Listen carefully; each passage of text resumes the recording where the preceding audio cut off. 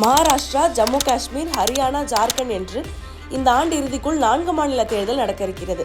இவற்றில் ஜம்மு காஷ்மீர் மற்றும் ஹரியானாக்கான தேர்தலை அதிகாரப்பூர்வமாக அறிவித்திருக்கிறது தேர்தல் ஆணையம். இந்த 4 மாநிலங்களில் ஹரியானாவில் மட்டுமே காங்கிரஸ் நேரடியாக ஆட்சியை பிடிப்பதற்கான அதிக சாத்தியக்கூறுகள் இருக்கிறது.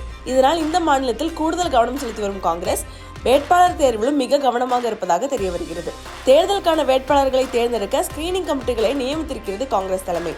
காங்கிரசின் ராஜ்யசபா எம்பி அஜய் மக்கன் தலைமையிலான இந்த கமிட்டி அடிக்கடி மீட்டிங்களை நடத்தி வேட்பாளர் தேர்வு குறித்து ஆலோசித்து வருகிறது.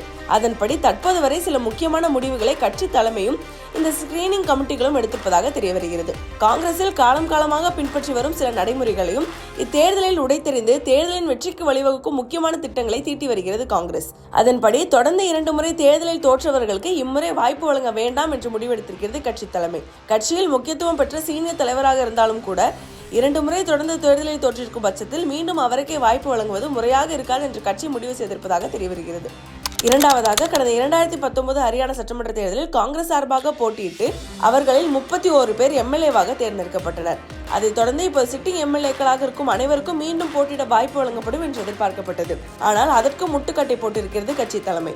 சிட்டிங் எம்எல்ஏக்கள் அனைவருக்கும் வாய்ப்பு கொடுக்கப்படாது என்பதை தெளிவும் படுத்தியிருக்கிறது. கட்சிக்குள்ளேயே சர்வே எடுக்கப்பட்டு மக்களிடம் செல்வாக்கு பெற்றவர்கள், போட்டியிடும் பட்சத்தில் வெல்வதற்கான அதிக வாய்ப்பு இருப்பவர்கள் ஷார்ட்லிஸ்ட் செய்யப்பட்டு அவர்களுக்கே வாய்ப்பு வழங்கப்படும் என்றும் சொல்லியிருக்கின்றனர். அத்தோடு கடந்த 2019 சட்டமன்ற தேர்தலில் டெபாசிட் இழந்தவர்களுக்கும் வாய்ப்பு மறுக்கப்பட்டிருக்கிறது. அது மட்டும் இல்லாமல் சமீபத்தில் ஹரியானாவில் காங்கிரசுக்கு தலைவலி ஏற்படுத்திய உள்கட்சி பூசல்களுக்கும் தீர்வு காண முடிவெடுத்திருக்கிறது காங்கிரஸ். ஹரியானாவில் காங்கிரஸ் சார்பாக எதிர்க்கட்சி தலைவராக இருக்கும் முன்னாள் முதல்வர் பூபேந்திர சிங் ஹூடாவிற்கும் நடந்து முடிந்த மக்களவைத் தேர்தலில் காங்கிரஸ் சார்பாக சிர்சா தொகுதியில் போட்டியிட்டு மக்களவைக்கு தேர்வாகி இருக்கும் செல்ஜா குமாரிக்கும் சமீபத்தில் மோதல் வெடித்தது. ஹரியானா காங்கிரஸை ஹூடா குடும்பம் தங்கள் கண்ட்ரோலில் வைத்திருக்க பார்க்கிறார்கள் என்று குற்றஞ்சாட்டியிருந்தார் செல்ஜா குமாரி. இதனால் மக்களவைக்கு சென்றிருந்தாலும் மீண்டும் சட்டமன்ற தேர்தலில் போட்டியிட தயார் என்றும் சொல்லியிருந்தார். ஆனால் சமீபத்தில் எம்பிக்கள் யாருக்கும் சட்டமன்ற தேர்தலில் போட்டியிட வாய்ப்பு வழங்கப்படாது என்று சொல்லி இந்த பிரச்சனையை சரி செய்ய முயன்றது காங்கிரஸ். இப்போது ஹூடா ஆதரவாளர்கள், செல்ஜா ஆதரவாளர்கள் என்று பிரித்து எந்த ஒரு தனிநபருக்கும் சீட் கொடுக்கப்படாது என்றும் சொல்லியிருக்கிறது தலைமை. காங்கிரஸில் இருக்கும் பாரம்பரிய வழக்கமான மூத்த தலைவரின் பரிந்துரையில் சீட் பெறும் முறைக்கு இம்முறை முழுக்கு போட்டிருக்கிறது கட்சி. அடுத்ததாக ஜாட் மக்கள் இல்லாத வேறு சமூகத்தை சேர்ந்தவர்களுக்கும் பிரதிநிதித்துவம் கொடுக்க கட்சி திட்டமிட்டிருக்கிறது. கடந்த மக்களவைத் தேர்தலில் காங்கிரஸ் வென்ற 5 மக்களவை தொகுதிகளில் ஹிசார், சிர்சா, சோனிபட், ரோத்தக் என்று 4 தொகுதிகளில் ஜாட் மக்களே பெரும்பான்மையாக இருக்கின்றனர்.